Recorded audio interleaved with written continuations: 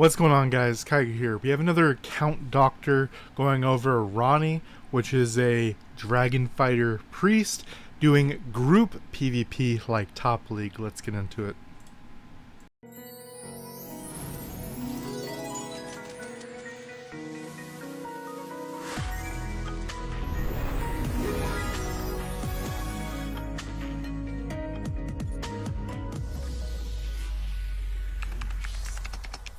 Alright, guys, I want to thank you all, everyone who has joined a membership on the channel does get this monthly review. It's about to be another month, so they'll be getting more. Several people have added since I've been doing these account doctors. This week, Ronnie has one, and let's start from the beginning. Hello, Kiger, I'm Ronnie. Love your videos. Obviously, thank you. I asked him what he wants to focus on. He says group PvP, asking for his classes and the people that he plays with, because I need to know what your normal setup is to really help you with group PvP. Then he says he's a dragon warrior, but we clear up later he's talking about dragon fighter and priest. He's focusing on crit, and he's primarily a damage dealer. He's playing with a tank that does sword priest and a ninja judge, who I'm assuming is more CC based. We learn later on he's primarily just a damage dealer. No dragon warrior, might be a translation issue. Dragon knight on the left side, dragon fighter on the right. DD, which he means damage dealer. I didn't know. He's not talking about designated driver. Yes, dragon fighter. I showed me his stuff right here, including the wills and cores I wanted to talk about. As I said for this video, fairies look good. What are you using for your grafting? I talked to him about his crit. Depending on the people he plays against, if their tenacity is too high, he may have to think about doing marksman. If he's just a damage dealer, he may have to think about marksman priest, because that is the highest boost of crit in the game right now, minus other options like armor. But armor just isn't great in PvP because it requires things to kind of stand still, whereas marksman can kind of play around as well as has a very high range. Going on, he shows me, I've seen his stuff.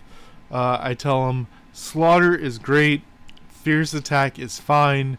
You can also think about rigidity if you're worried about getting one shot too fast. Here, it's a very common strategy. Ideally, you would like to have level 6s on all of your abilities, cores, so it'd be 6 and 6 is 12, which is the max. So you would have, in this case, 12 slaughter, 12 fierce attack. That is fine.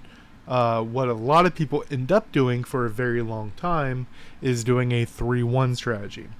3 level 4s and another level 4, level 5, whatever your extra one is. So here I suggested level 12 slaughter, so if he has to do 4-4-4, that's fine. And that extra one, a rigidity is not bad, especially in PvP. It'll help keep him alive if he's playing this duck and run strategy, especially if he stays with dragon fighter, because they do have to go in to do a bunch of their combat. I talked to him a little bit later on about the combos and such. Seems fine on all that. He shows me his grafting, which his fairies are kind of low. He's doing holy. He has 6 holies, so he has level 6 ability, which unlocks grafting, enough for grafting.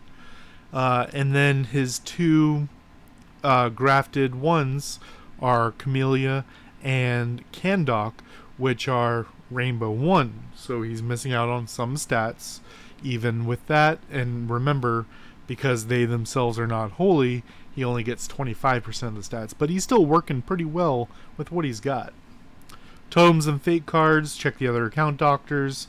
Crystals, we want to look at crit, break, and tenacity. And for will generations, what you have now, break free, is a good choice if he's focusing on that crit. But you have, if you have good stats, you can do a set of soul hunt is also good. So you'll be losing, I think it's a couple percent of crit rate and like 8% crit damage to gain the percent bonus damage from CC effects, which is fine. You may be losing a little bit of damage, but if he has much better stats on that set of generations for a soul hunt, which is bonus damage if someone is CC'd or has a debuff, then that would increase the damage enough to be better than a 4 set of break free. Okay, focus crit, break tenacity, crystals, thank you. He's effectively asking, we're talking about group PvP. Is there a way to make my build great on everything effectively? And I tell him, you literally can't be best at everything. You'll have to change several things to make it work. In older servers,